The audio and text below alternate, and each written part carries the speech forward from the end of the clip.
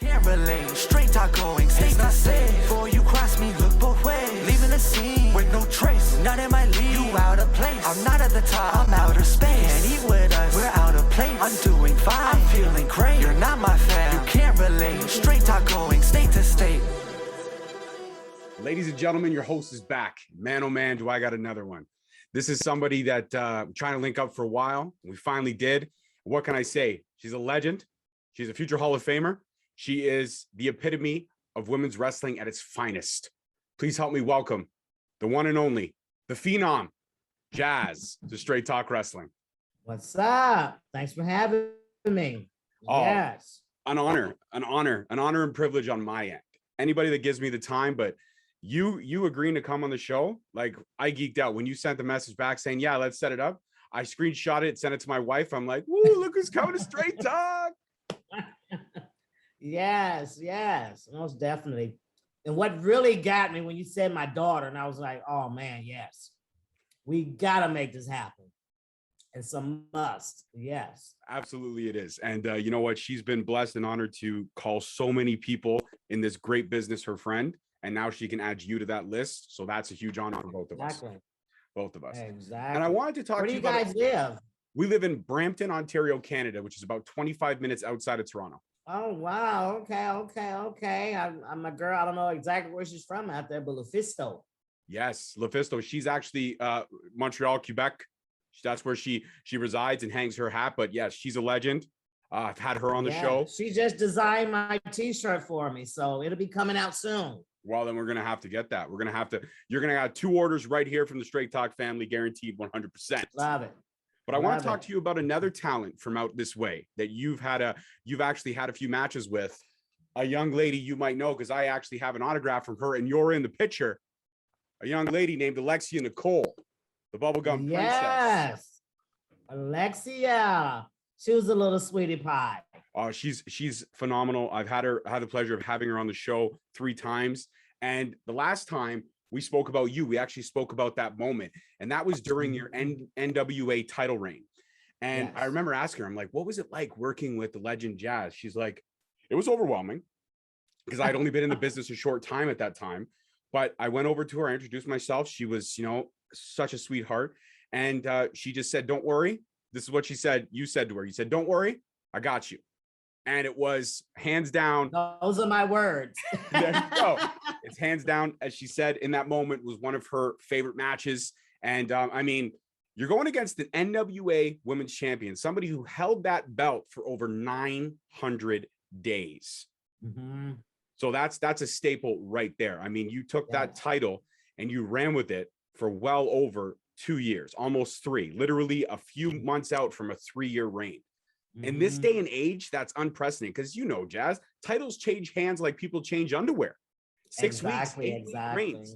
But what is it? It was very disappointing to me because I had to vacate it. I didn't really get to defend it, to even give someone that opportunity to get the win or whatever. However, I would have lost it or however, due to health issues.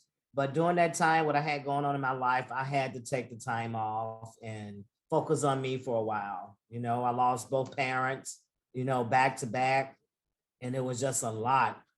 People don't realize when you're a champion, when you're a world champion, I mean, it's a lot of pressure. Everybody wants to be a champ, but they don't know what comes with that territory. I didn't have time to mourn. I don't believe I got to really shed a tear, because I had to focus on, being the NWA Women's World Champion. And, just my body just started to break down on me. It was messing with me mentally, physically, emotionally, and I just couldn't go on anymore. So I had to vacate it. And understandably, and condolences on that. I know I've been blessed enough to not lose either parent yet. My dad's had a couple uphill battles, had an open heart surgery a few years ago. Currently battling cancer right now. But the great thing about my dad is probably a quality I got best from him is that we're stubborn. And if something's going to hit us, we're going to hit it back 10 times harder. Yes, that's what he's doing. He drives me up the wall. But I mean, what parent doesn't? I mean, I know I drive exactly. my daughters up Exactly. the Yeah, road. my dad had prostate cancer. He fought that for over 20 some years. Look at that. Yeah, finally just, caught up with him. And the killing part about it with that was he was in a process of moving to come live with me in Louisiana. And my brother went out to pick him up, and the Friday, well, he got there the Thursday, and they were going to leave out the Sunday to come to Louisiana. And the Saturday, they went to have dinner at my dad's sister's house. And from there, my dad had to go to the hospital, and he never left. Yeah. So yeah, it was just a bit much. And that was in July, and he passed away in August, and then in December my mom passed away. So it was just a lot. And I was in the process of moving to San Antonio, so it was just, oh my God, it was a lot going on. Absolutely. But it's so great that your parents had so many years together, and then even though they passed on, they found each other on the other side. They're up Yes. there right now. They got a glass of wine and they're clinking it together, and they're looking down at you Yes. and they're smiling. And I can guarantee you that. Amen to that. Amen to that. Well, I do my best to make them proud. I do my best to make them proud. You absolutely have. And I want to talk to you about your cohort in crime, Thunder Rosa. Like, you both held that NWA women's title. And then also you both started the Dogg Pound Dojo. And I hear you guys are two of the toughest teachers in the business. It's no nonsense when you're at the Dogg Pound Dojo. Yeah. I got that one from second. no problem. Yeah. I got that from Maddie Rinkowski herself. When Miss Reality, I asked her point blank, I'm like, who's the harder of the trainers, Jazz or Thunder Rosa? And she's like, oh, you're gonna get me in so much trouble. And she's like, it really depends on the particulars, but they both really can run you through the gauntlet. Yes. Yeah, man. Well, first off, let me just smarten you up to this. The Dogg Pound Wrestling, my husband and I founded this in 1997. Mm-hmm.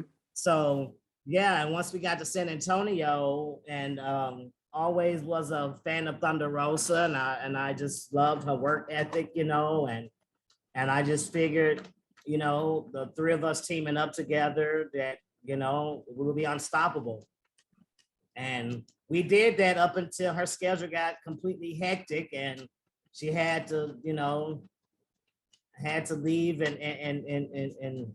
and follow her dream and focus on her career. And that's been with AEW and trying to become the women's champion in AEW. Absolutely. And I'm sure she'll get there. But I mean, I do know that you founded it in 1997 and stuff like that. But all the impressive students that have come out of there, all the great students that have come out of there, how does that feel for you, knowing that you've seen all those talent come out of that facility? Well, I feel like a proud parent, because I really and truly consider all the students, we consider them as our kids, and we want nothing but the best for them. And that's why we're pretty tough on them, and I'm pretty firm, and I'm pretty straight up, especially when it comes to my women that's coming through those doors. I lay it out on the line. I let them know exactly how the business is and what to expect, and mostly how to protect themselves in and out of the ring, So that's my biggest, that's what I really, really, really focus on, is to tell the women how to protect themselves in and out of the ring in this business, because it's a dog-eat-dog world. I tell them we're all sisters in this business, but at the end of the day, everybody wants that top spot. Mm-hmm. Everybody's fighting for that top spot, and there's only room for one. So you gotta work extra hard to be even seen, to be even noticed, to have that opportunity, even get that opportunity to try to get to that top spot. So yeah, I tell them, like, you gotta stay hungry. You gotta stay hungry. Absolutely. I think that's a lesson you can attribute to not only the wrestling business, but to life. You got to say, you want something, you got to fight for every single inch of it. And then when you get it, you got to fight to protect it. You got to fight to protect. It's like once you make it to the top, now you got to work even harder to stay on the top. Mm-hmm. Yeah, and a lot of people don't realize that, man. They look at all these athletes on Raw and SmackDown and AEW, and they just think, oh man, yeah, those guys, yeah, they got it made. It's like you have no idea. There's someone next in line just waiting for something to happen. And that's something that I've attributed. I know I'm great. I've got a pretty sexy radio voice, but I knew that I wasn't going to be top dog forever. So that's why I trained my replacement. I've got her waiting in the wings. If somebody's going to replace you, it might as well be your own blood. Yes, I was saying that's what we're doing now. My daughter, Sky, I have twin girls. They're 12 years old. They both were training, but one said it's not for her, and I totally understand that. But one, man, she's all in it, and she's reffing right now, but she's still training to wrestle, and we're hoping January or February she debut her first match in our promotion, Dogg Pound Championship Wrestling. So that's gonna be yes. fire. I already could see it. I could see that's like Phenom 2.0. That's amazing. Yes, and she's so funny because working with Maddie and the other girls, I gave Maddie the jazz stinger. I told her take the jazz stinger and run with it. And my baby, her name is Sky. And she's like, Mama, you can't be giving them everything. Like, you got to give some of that to me. Like, she don't like for me. She's like, save it for her. Well, she's not wrong. She's not wrong, Mom. She's not. But I'm like, babe, you still can take it and run with it. Absolutely. She can Everything take it I and have just is do all it better. yours automatically. Yes. Yes. Yes. So I do want to circle back to some points of your history, but I do want to talk about something very cool that happened just a few months back. NWA Empower. Yes. All women's pay-per-view. Couple legends in the back, helming the way of everything. You, Mickie James, Lunder Blaze, kind of choreographed this whole amazing event. And what an event it was. For somebody like me who has been pro women's wrestling since even before I started this podcast, it was like, I was all in. I was like, yes, I'm buying this. I'm ordering it. I'm supporting it 150%. And then we got to see a little taste of hometown because we had someone who is our national hero women's wise, since it's kind of vacated since Trish Stratus is retired. But I would say hands down for me, the next up and coming Bianca Corelli, she had her moment over there, which was incredible to see. But the talent that you guys assembled, the pay-per-view that you guys assembled was a 10. As a fan, I had a blast watching it. I found myself a couple times a little frustrated because a lot of these ladies weren't playing fair, Jazz. I expected things to be clean, and they weren't so clean, but it was just a phenomenal night and a victory all around for women's wrestling. Would you not agree? Yes. Again, man, first of all, just being a part of the NWA, just being part of that promotion, like I said, held in the belt for over 900 days, and now being a producer there, it's just, all I can say, man, is I'm just blessed. I'm blessed. And working on Empower with Mickie James, Medusa, Gail Kim, it's like, does it get any better than that? And those girls, they came in, they delivered, and we knew the women that were handpicked for Empower, we knew that hands down, it was gonna be a success. There was no way that we didn't expect anything else. There was nothing else that we expected. And the way it all went off and what came off and everyone was happy about it. The response we got, from the pay-per-view, it was just overwhelming with joy after the last match, man, that all of us, we got together, we hugged, and there wasn't a dry eye in the building. Yes, it was just such an emotional night because I myself know how far women wrestling has come, and to get these opportunities and to actually have the time to go out and put on a great match or a 10, 15-minute match and tell a great story. It's like, we've been waiting on this for a long time, and now it's surfaced, and like it's what's next? We're ready. We're ready for whatever is gonna come to us next, man. Yes. Absolutely. I can't wait for what's to come next. So many barriers broken. And again, it's a great time to be a wrestling fan because when you're a fan, a lot of people don't get it. They're like, how could you still love something like that at your age? Because I do, because I love the storytelling. I'm invested in the people. And now I've passed that on to the second generation. And it's great because when pay-per-views happen, we're all of us, the whole family, crowds around, even the dog, crowds around. She bites my feet. She's a little bit of a pain in the ass. She's got a small dog complex. But other than that, everything's enjoyable about the evening because it's just us as a family. And that's one of the reasons that I'm not going to lie, Jazz. The first time I took my wife out on a date and we were getting to know each other and she's like, I'm a huge wrestling fan. I just leaned over and I just said, you knew that was going to be your wife, right? I leaned in. I said, I know it's our first date, but I'm going to end up marrying you. And it happened. Yes. And you know what else was special about Empower? Because the majority, well, I'm gonna say all, besides Mickey James and Kong's appearance and Gail Kim being on there, those are the girls who's never actually been on that grander stage that people call making it, you know. And to me, they all have made it, honestly. You know, you go from the Marty Bell to Allison Kay. You know, I remember when those girls first broke into business, and to see them now, they're now considered vets. You know, Allison Kay is a vet, you know, and you got Renee Michelle, and she's beautiful, she's talented. I mean, it was just a wonderful, wonderful thing to see and to watch those girls go out there and give it their all and show the world. Just because I've never been in WWE doesn't mean a damn thing. That doesn't mean that I'm not capable. It doesn't mean I'm not talented. It just means that the opportunity wasn't given, but I'm showing you this is what I got. This is what I can bring to the table.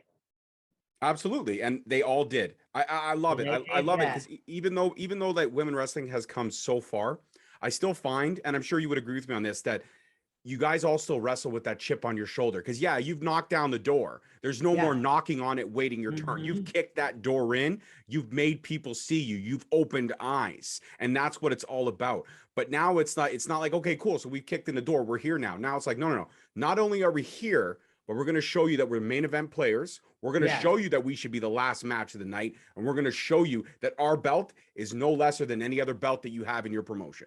Exactly. Well said, my friend. Well said. It's like, like open the door and it's like, now we're here. Deal with it. That's right. That's right. Deal with it. Because we ain't going nowhere, brother. We're not going anywhere. Absolutely. Deal with it. Absolutely. Yeah, what you got for us? Bring it. Let's do it. And you know what? It's got to be so great because knowing that yourself was one of the pioneers in making people see, forcing people to see, working harder, fighting for that chip on your shoulder, fighting for those just fragile minutes at the time. Now it's sitting there going, I got 15 minutes, I got 18 minutes, I got 20 minutes to work with. Before it was like, okay, guys, you got 94 seconds. What can you do? Yes. Oh my God, I think I'm the best at that because we have a 7-minute match plan before we get to the curtain. All right, only 3 minutes. 3 minutes. 3 minutes. Go.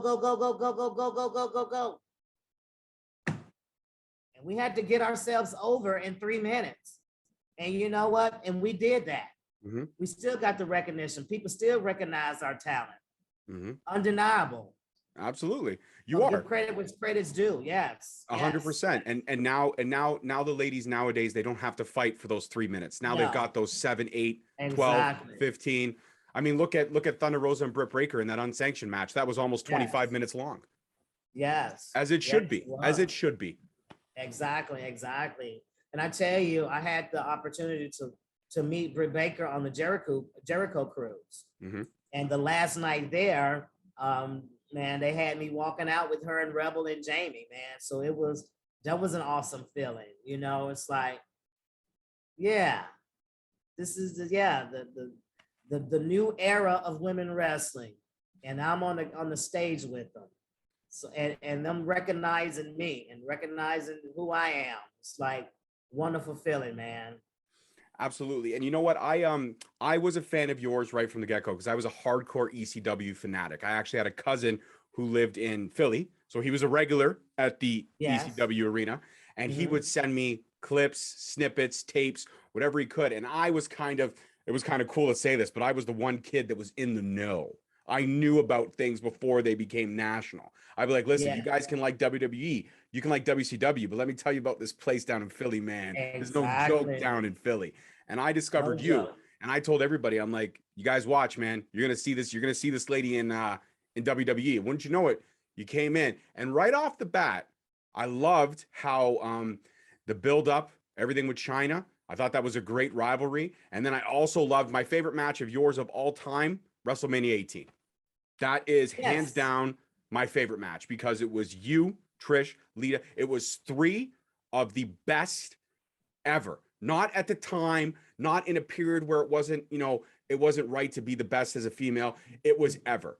There's only a few goats, and I'm not lying to you, Jazz. I'm not kissing your ass in any way, my dear. I list you as my top five. When it comes to goats, if anybody wants to challenge me, you are in my top five. You, Trish, Lita, you three are in my top five. Well, thank you so much. And you're right, man. We WrestleMania 18, of course, when people ask me my favorite match ever, it's hands down WrestleMania 18. To be in the ring with Trish and Lita at the same time, WrestleMania gets no better than that. But I'm gonna tell you the best part about it, walking down that ramp, representing the first African American woman to walk down that ramp during a WrestleMania as the WWE Women's World Champion. Mm-hmm. Standing there at the end of the match, getting my hand raised and walking back up that ramp, and still WWE Women's World Champion. That's it. It's nothing else for me to accomplish. Is there any other moment than a WrestleMania moment? I mean, sure, there's been a lot of great moments in a career, but everybody lives for that. I don't even want to call it a WrestleMania moment. I just want to call it a career defining moment. Is there anything Well, better than that? besides WrestleMania 18, of course, I got to be a part of 19 also, but 18 is one of my favorites. And another moment that stands out for me in this business is when I wrestled Jason Knight in ECW Heatwave 99. That right there was the introduction of jazz. And Paul Lee and Tommy Dreamer believed in me enough to where they gave me that opportunity. Now, I had only trained for like 8 months. Mm-hmm. And here I am walking out the curtain, ECW, Heatwave 99, green as can be, not even realize an opportunity that's given to me. I'm so green, I don't even realize what's right here in front of me. I just know I'm about to wrestle. I'm about to go out there and show the world who I am and just lay it all on the line. And that right there, my friend, as I always said, that was the birth of the female fighting female. That moment right there. I couldn't disagree. Heatwave 99 was a milestone for sure. And I got to ask this because I'm always intrigued by, I've heard Paul Heyman cut a promo on the fly. I've heard the stories of how great he is, but I've never actually spoken to someone who's had the pleasure of working with him. What is it like being in the room when you see the lights? And I say lights because there's so much running through his head. Yeah. What's it like being in that space when his wheels are turning?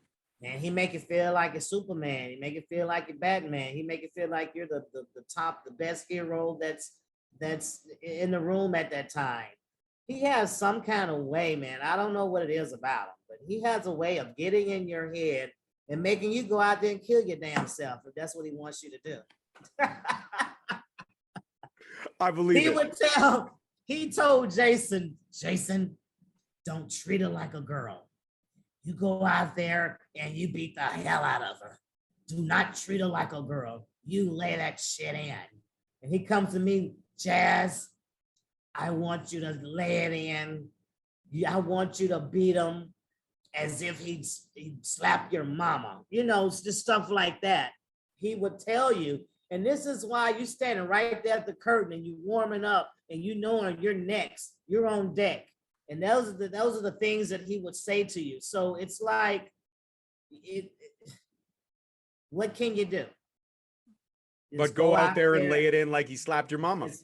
Lay it in, man. Lay it in and go out there and just leave it all right there in the center of that ring. Yes. And again, I was so green and not even realizing what Paul Lee and Dreamer was doing for me. I mean, I went over on a lot of guys in ECW, you know, and hands down to all of them. Pat Kenny, he's the one, he works with NWA. He's the one who reached out to me and offered me the job working as a producer. Him and I worked together numerous of nights, numerous of pay-per-views, you know, and we had fun and it was a blast. And he didn't never griped about working with me or putting me over. You know, it was love. It was nothing but love. And I always thank all the guys, man, from ECW, the Nova, Danny Doran, Chris Chetties, I mean, all of them for man, just accepting me in, and PJ for allowing me to be a part of the entourage. You know, it's like I come through the doors being in a top faction, you know? So yes, like I said, man, that was the birth of jazz, man. So nothing but love for those guys over there. Absolutely. Nothing but love back, because without that moment, yes, we wouldn't be here right now. So exactly. I have to agree with you. And I'm so happy that you mentioned Heatweight 99, because I was going to segue there, but Jazz, you and I are on this like wavelength where I don't need to segue. You got it already worked out. I'll just leave the room and you could just talk, and then I'll just release No, the man, interview. I need you. Don't leave. So I want to actually talk about a pretty cool moment. And this is there's a build here, a story to this. So when you appeared at Impact, I was so excited because, like you told my daughter, you hadn't been with Impact yet. You hadn't worked in that division. And I look at the Knockouts division as a division that made me fall in love with so many women that I respected. And I don't mean fall in love with like, oh, they were hot. I mean, fall in love with who they were as a performer. And girls like Gail Kim, girls like Mickie James, they built that Knockouts division. Those ladies were doing stuff like cage matches, like no falls count anywhere matches, well before it was all regular business. Yeah. And then when I see you walk through that curtain, and then you're managing, again, who I consider to be arguably one of the greatest knockouts of the modern era, Jordan Grace. You've also walking out there with the daughter of one of the greatest managers of all time, Rachel Ellering. I mean, Paul Ellering is, and management is like 101. And not only that, but I want to talk about Deonna Purrazzo. I want to talk about that match, that title versus career match. If there's anybody to send you out on a white horse, is there anybody, did you have anybody else in mind but Deonna? No, and I'm so glad it was her. Let me start off saying that when I got the call from Dreamer to come into Impact, I almost turned it down because I know I'm not the Jazz that I was 10 years ago, you know, and I've built such a reputation and a legacy, and I didn't want to ruin it. I didn't want to ruin all the hard work that I put in the last, you know, over 25 years I've been in this business. So it was a very hard decision. But Dreamer told me, Jazz, you've announced your retirement on the podcast. It's like, come on, like you got to do it on a grander stage. And I was like, you're right, Dreamer, but I'm crippled, man. Like I'm not what I used to be. And he, again, Dreamer, always having that faith. He was like, I believe you can do it, Jazz. And I went in there and let me tell you, it wasn't easy. Mm-hmm. It was not easy, but the girls, they were so open and working with me and accepting me with open arms and for the first time in the history ever in my career, me having a tag team partner. Out of all the years I've been in this business, I've never been linked of having a tag team partner, and to have my partner be Jordan Grace. Oh my God. I remember when she first broke in, when she was like 14, 15 years old. And for me to have that opportunity to be a part, of her legacy. Because Jordan Grace, man, she's a tough cookie. She reminds me so much of myself. She just reminds me so much of me, of how she is. She's so dominant in that ring. She's nose to nose. She's like in your face. She's like, you bring it because you know what? I'm bringing it. And I love that about her. And she don't give a damn who it is either. And that's how I was. Like, I don't give a damn who I'm in the ring with. You're gonna know you was in the ring with me when this match is over.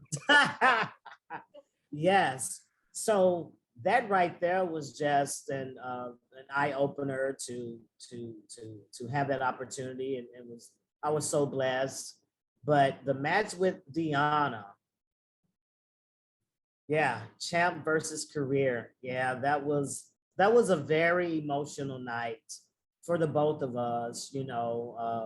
Again, those girls, they had so much respect for me, and to work with me, work around me, things that I've done over the last 25 years. If the favor was finally given back to me, because I've worked girls who've been in business 2 days, 3 days, 6 months, 2 years, green as hell. But it was my job to make sure that we go out there and have the best match of the night.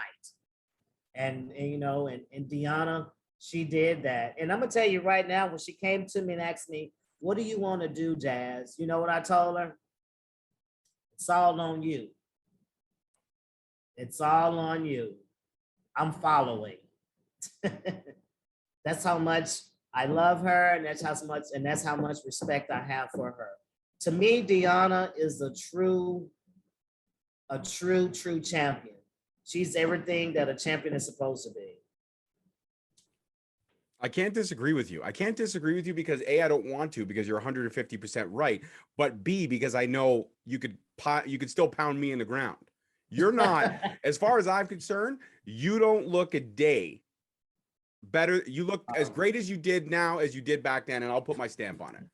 I could go back and watch Heatwave 99 and I still see the Phenom in there. I still see it. You got it. Hey, you know that saying, I can fake it to make it now, but don't get to shoot me off and expect me to run and leapfrog and do all this other crazy shit, because these knees, oh my God, yeah, they don't like that. And that's why it was so hard, because I know I've been an athlete all my life, and I always strive to be the best athlete as I could possibly be. And for me right now, me not being able to leapfrog and drop kick and do things like that, man, it kind of upsets me.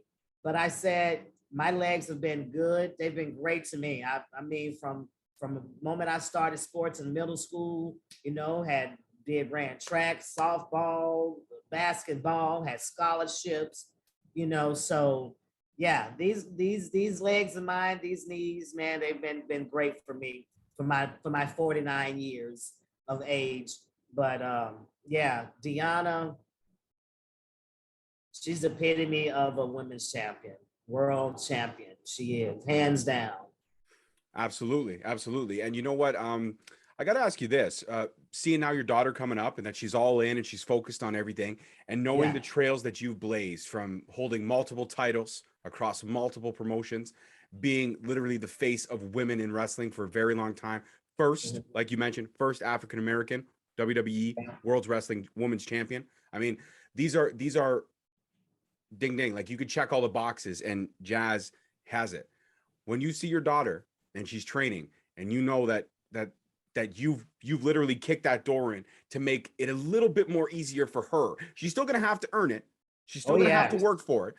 And I know she will, because she's got mama in her for sure. She's got mama 100%. And I know she's going to be, I can't wait. Phenom 2.0, put that on a shirt. I'll buy it 150%.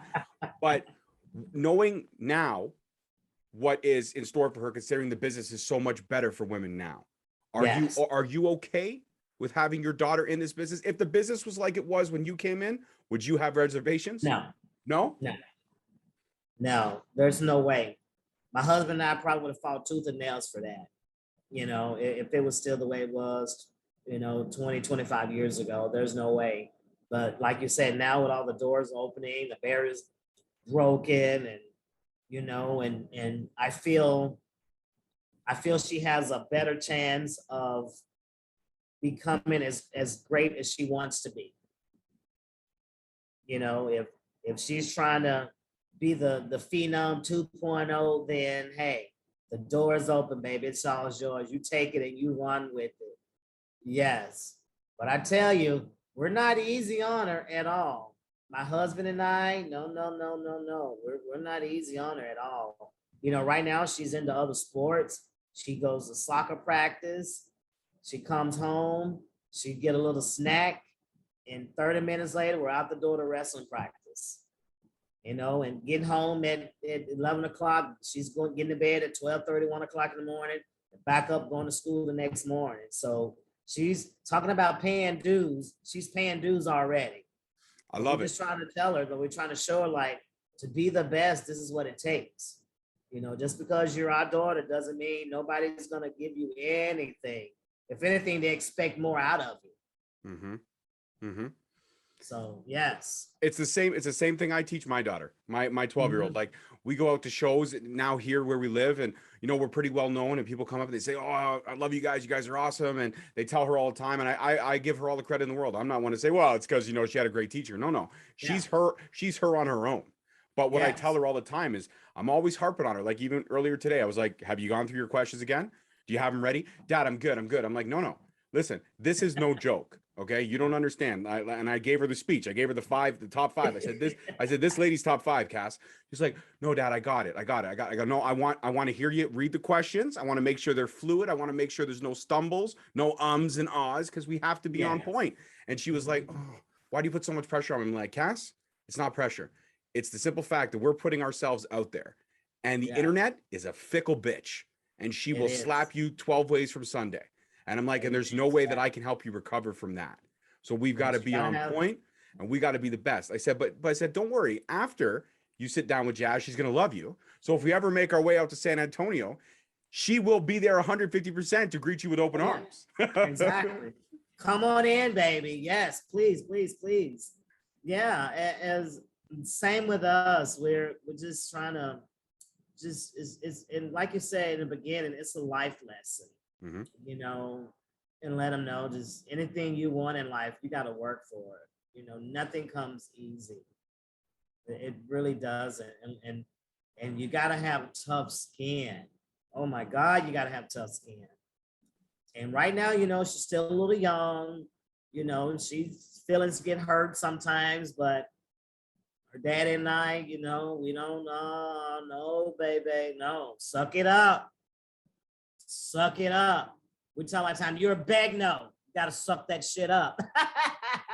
100%. We don't sell nothing.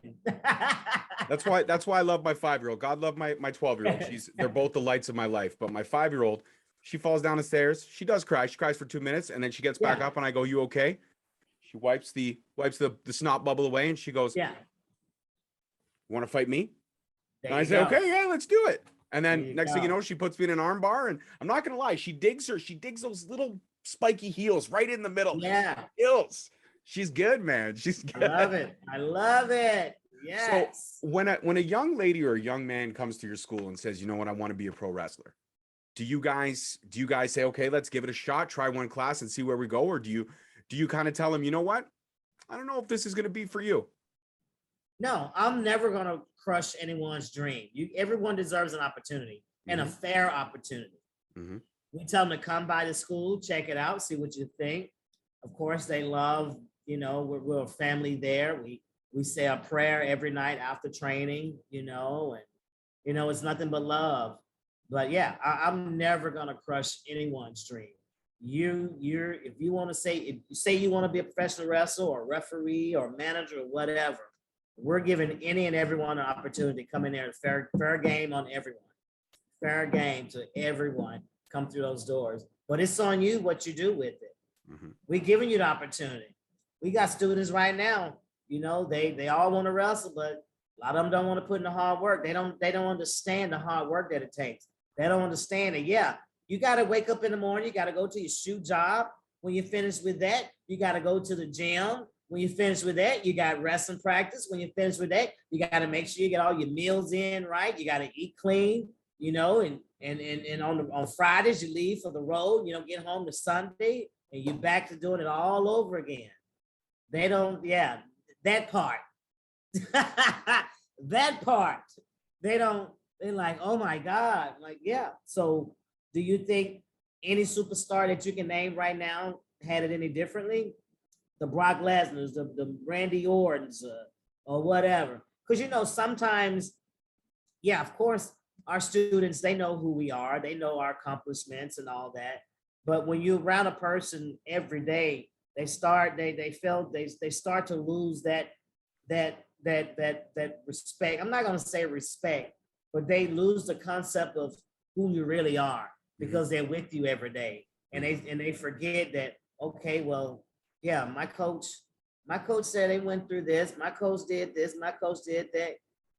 Everything we're telling you to do, we did it. That's why we're giving you the blueprint of what it takes to be the Brock Lesnar, to be the Chris Jericho's, to be the Rocks. This is what it takes. You can't, there's no shortcut, man. There's no shortcut because there's 100,000 other people out here right now is in the same position as you trying to make it. Now, what are you going to do about it? Are you going to outwork that person? Or are you going to sit back and let them outwork you and get to there before you can even be thought about becoming one of them? Mm-hmm. Yeah, absolutely. You got to outwork everyone. And not only in wrestling, but that's another lesson you could translate in life. Yeah. You want to be the next Martin Scorsese? Great. You got to work out the other 50,000 Martin Scorsese wannabes. Exactly. You want to be the next Quentin Tarantino. You want to be the next Eminem. You want to be the next Chris Jericho as a lead singer of Fonzie. Whatever you want to be, you got to remember there's 30,000 other people that unfortunately share that same dream, and you got to outwork everyone. Every last one of them, man. Yes. I tell them, another thing I tell them all the time is, why is it that a person like LeBron James can practice every day, even during off season, but you feel you can only come to practice once a week and still be the best? How is that possible? It's not. Kobe Bryant, I mean, those guys, oh my God, they practice every day. Mm-hmm. Every day. Mm-hmm. I do too. Twice during off season. I do too. Every day I play my NBA 2K. I get my thumbs working. Yes. That's what I'm saying. These are guys, these are millionaires, billionaires, and they still put in the work. So why you feel that you don't have to? Yeah, no, you're right. You're right. Just because you may have the look or you may have the charisma or you can get on a mic and flow doesn't mean when you go in that ring, you're going to ooh and ah everybody with just how you speak. You got to tell that I call wrestling the great dance. It's telling a story without any words. And if the two narrators of that story aren't in sync, the story falls apart. Yep, people get up and walk out. Mm-hmm. You're right. You're your own narrator. You're your own producer. You're the Quentin Tarantino, like you said. You write your own movie. Mm-hmm. And if you don't understand the story you're trying to tell, how can the audience? Exactly. Have you ever had that happen? Like one of your shows, your students are putting on a match and the fans are like, this is not what I expected. And they get up and they walk out? We try not to, because we're there guiding them, man. We agent our matches at our shows. You have to. You have to, because you have to have structure. You can't let them go out there and just do whatever they want to do. That's not how the business works. You know what I mean? I know what I'm saying? WWE, AEW, all the top companies, they have that structure. That's why they're successful, because it takes that type of structure. You put the period here.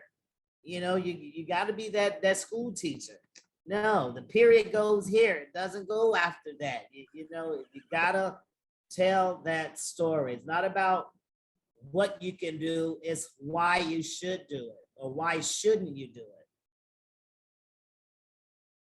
And in terms of like when your students are excited about their match and they're putting something together and they come to you and they say, I want to do a swan dive off the top rope, and they may not be ready for that. Why? Okay. Why? Why? I'm like that too. And I'm at NWA, them girls come to me, they're going over their matches. I'm like, so you burying your ref. What is your ref doing? Watching you while you're doing all this? You know? And what do they say? What are the responses? Oh, yeah, I forgot about that. I didn't think of that. But again, that's what I'm there for. That's right. And you know what? It's great to Yeah. have somebody, again, somebody who's been there and done all of that to bounce those ideas off of. Like you said, right? Hey, Jazz, if I was one of your students, Jazz, listen, I want to put, I got Billy this weekend. I want to put Billy and I want to get him on the outside and I want to put him through a table and then I want to win the match due to count out. Is that a good idea? No. No. Okay.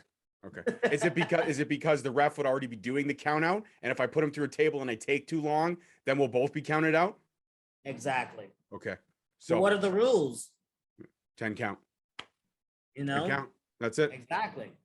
Exactly. Now I gotta ask, because one of my favorite promotions is MLW, and they just started their featherweight division, and they've got some phenomenal women in that roster. And they're kicking butt, they're taking names. But one cool thing that MLW has, they have a 20 count. And it's something as a fan I appreciate because it gives you that little bit of extra, messing around outside time before you have to get back in. Is that something that you could see potentially the rest of the wrestling world adopting? I don't know. I don't know. Wow. Because here's my thing. Maybe save that for the main event. They say that for a special match. If there's a table, ladders, and chairs match or something, save it for that. If every match has a 20 count, there's nothing special about it. That's just my opinion. 100%. And I don't disagree with your opinion. I see where you're coming from. But me as a fan, sometimes for certain matches, I appreciate the little shenanigans that go on outside for that extra 10 seconds. But does they give everyone opportunity to go out there and stay out there to the 20 count? Most matches, yes. Yeah. So then it becomes repetitive. Yeah, you're right. You're right. You're right. And see, and this is why I get to bounce my thoughts. And now Jazz has changed my perception. I appreciate that. I do.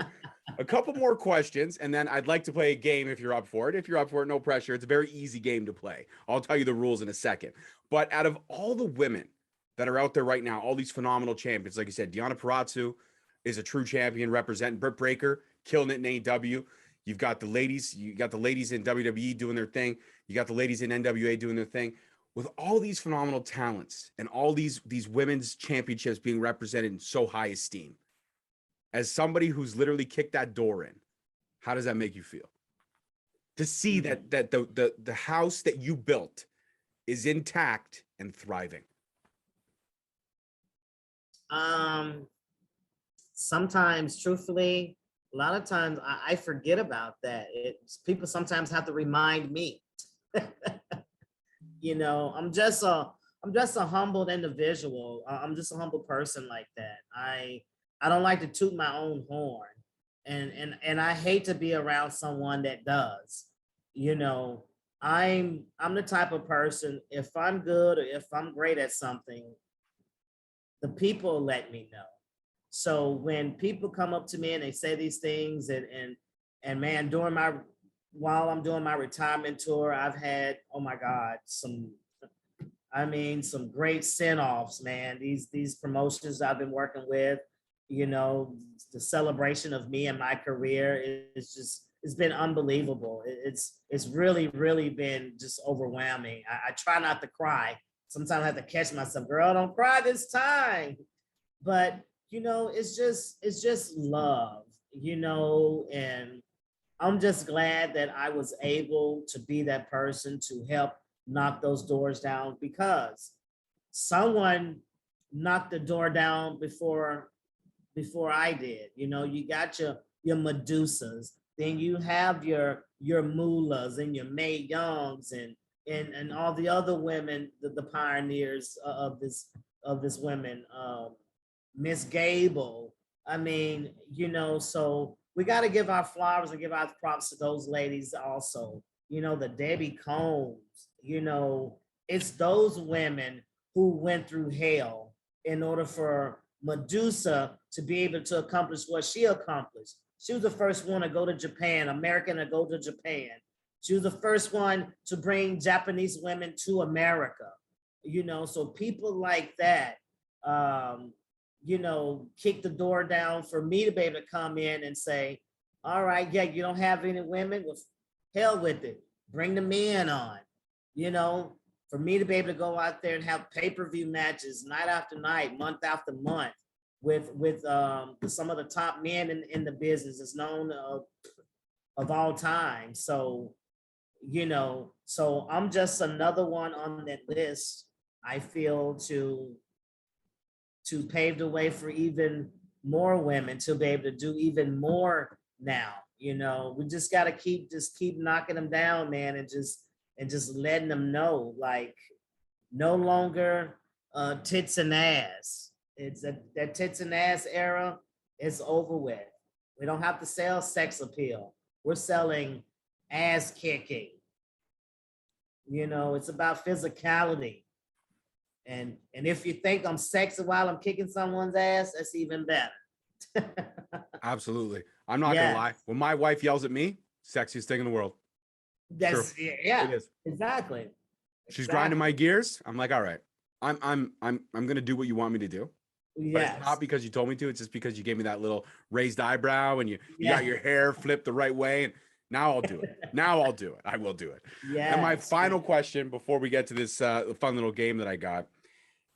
The legacy you've left behind, like I said, it's eternal. It's out there. Hall of Fame bound for sure. WWE ever calls, will you accept? Here's the thing. Why wouldn't I? Mm-hmm. Why wouldn't I? That's the only thing that's left for me is to be in the Hall of Fame. I've accomplished everything I feel that I could in my career. As far as being a champion, I can't even name all the promotions I've been champions for. Oh my God. Yes, I can't name them all. I can't begin to name them all. Working overseas, going to Japan, representing, ECW, and oh my God, just going over there with Dr. Death Steve Williams. Man, I've accomplished quite a lot, and yeah, that will be the cherry on top. That's WWE Hall of Fame. That's a great answer. That's a great answer and a great way to end this right before we get to the fun side of stuff, because we've done all the serious conversations. It's all out of the way. You and I got a great wavelength. So the game is really simple. I'm just going to give you two options, and you say the first one that pops in your head. So something really simple like pizza, chicken wings. All right. All right. So here we go. Chocolate or vanilla ice cream? Vanilla. Starbucks because coffee? I love chocolate cake with vanilla ice cream. Okay. All right. That's good. That's good. All right. Apple pie, pumpkin pie? Neither. Okay. Fair enough. That's an option too. Sweet potato pie. Oh, I didn't think of the from the sweet South, potato. bro. I'm from the South. All right. Well, you know what? Apple pie, pumpkin pie. No. Here's a good one, because I did have some friends of mine who were from the South, and these are two of my favorite things: fried okra, collard greens. Both combined. I love it. I love it. And the final question, it's not a yes or no question, but I got to get your opinion on this. Does pineapple belong on pizza? If you're a stoner, maybe. I love pineapple on pizza, and I don't do that, but I love it. Listen, Jazz, hear me out on my theory. It's literally all four food groups. You got your bread, your cheese, your meat, and your fruit and vegetables. Come on, Jazz. Here's my take on that. I'll eat it, but I'm not gonna buy it. Okay, so if it's there, you'll eat it. If it's there, yeah, I'm most definitely gonna grab a couple slices. But as far as me buying it, no. Well, we all can't agree on everything, but that's okay.